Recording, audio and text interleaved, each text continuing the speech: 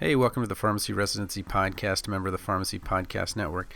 If you're a class of 2021 graduate and need help with your letter of intent, you can go to residencyhelp.com, or if you want to work one-on-one, just get in touch with me at tonythepharmacist@gmail.com. It may seem way too early to even think about that, but the real way to use a letter of intent, or the way to kind of do this, is really pre-planning. As you start into your APPEs, and they're going to get upset, probably block 1 for sure, block 2 maybe, as you're trying to get this clinical experience and teaching experience and research and service and all of these things. And what you want to do is kind of figure out, okay, working backwards, just like you would in organic chemistry, what do I need at the finish line? And then what are the things that I need to do? Because every APPE instructor, as I do, at the beginning of the rotation says, okay, well, what in our rotation isn't going to cover something that you want to learn? And a lot of times students say, I don't know. But if you've done your letter of intent, you know where your gaps are, maybe it's teaching, maybe it's research, then you can start to fill in those gaps, and you can fill them in early enough that it would really help you. Well, let's talk a little bit about what's going on with pharmacist hiring. And what I really want to talk about is how the traditional way that pharmacists are hired works, especially as it relates to time or timing. So we'll start with hospital pharmacy and what's happening there. So right now, hospitals, because of COVID-19, are experiencing a drop in income of up to 30 or 40%. And you say, well, how is that possible? You may not know this, but elective procedures are a significant source of revenue, and certainly profitable revenue, for the hospitals. Because those things can't happen right now based on the mandates, depending on what state you're in, that requires a tremendous drop in the number of people that are, working in those areas, and the amount of money that the hospital has to pay its employees. Plus, with all the PPE, all of the extra people being out, whether they get COVID-19 and so forth. So it's a very, very tough time for a hospital. Now, when this first wave goes, and I keep hearing that Independence Day will be our Independence Day, at least in Iowa, because we're expecting our peak in May, and then, after the end of May, June, hopefully we're in the clear there. And that's when we're hoping to reopen the college that I work at, and I don't know if that'll happen or not. But when you're looking about getting hired, what I might think about is, what's a position that I can get in that health system? And the reason is because once you get into the health system and you're already employed for them, it makes it a lot easier to hire you, in that all the paperwork's taken care of. They know your background worked out. They know the drug test worked out. All that stuff is done. The other thing is that you're already a member there, and they can just ask around, hey, what do you think of so-and-so? And then, they can give you a positive recommendation. All is well. So if you can't get a pharmacist job now, I would recommend getting a job with a hospital system, and regardless of what it is, just to get in there, because if that's what you really want to do, get a hospital position and try to get one without a residency, that's what I would do. For those that are graduating now with residency, most of them already secured positions March or maybe even sooner, or they were going to PGY2. And for those that are kind of trying now, it's a little bit tough because, again, those hours are cut until the hospital knows, okay, well, we're going to start seeing that income again.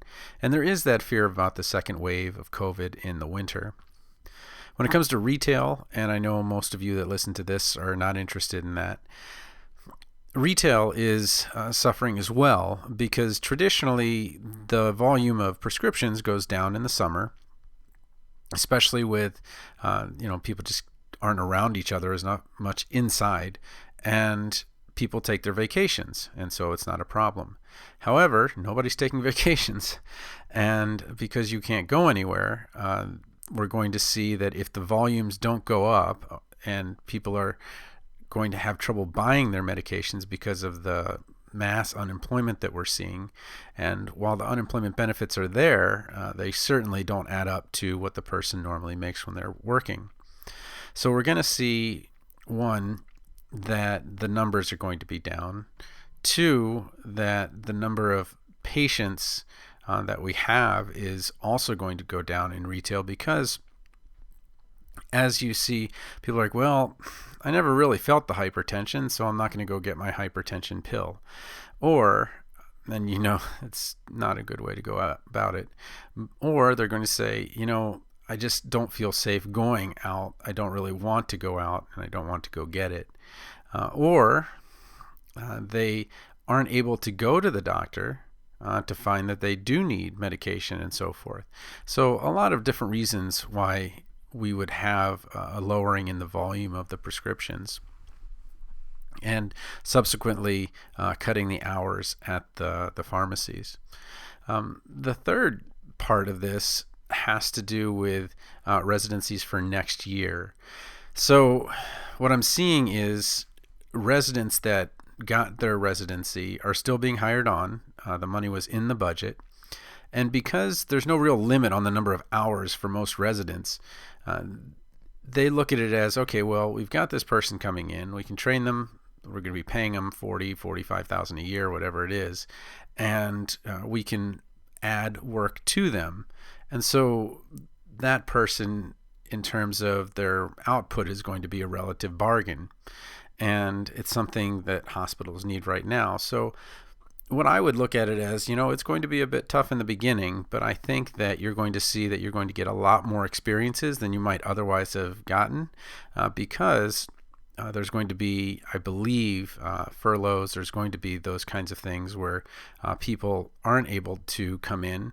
They need to take a certain number of days off to allow the hospital to make their budget.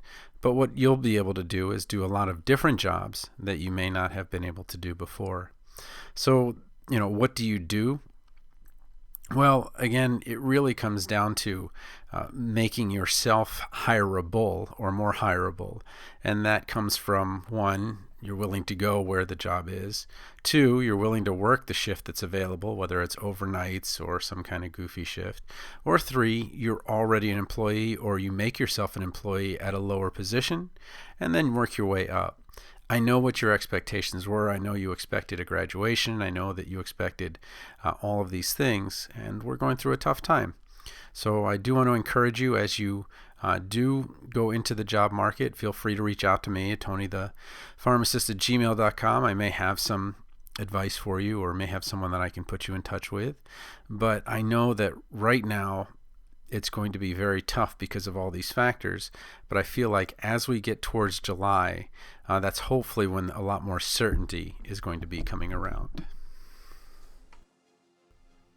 Hey, thanks again for listening to the Pharmacy Residency Podcast. I do encourage you to go to residencyhelp.com, get on the mailing list. I'll send you out an email every Friday during residency season, but then afterwards, I'll still have a number of episodes on helping you get through residency itself. And then if you're somebody that's looking at residency in the future, I'll also have content for that as well. If you have a question, I'm pretty good about getting back to you. And if I don't have an answer, I will know someone that does. So thanks again for listening to the Pharmacy Residency Podcast. And if you're on Apple Podcasts, please do rate and review. It really matters in terms of our ability to reach more people. Thanks again.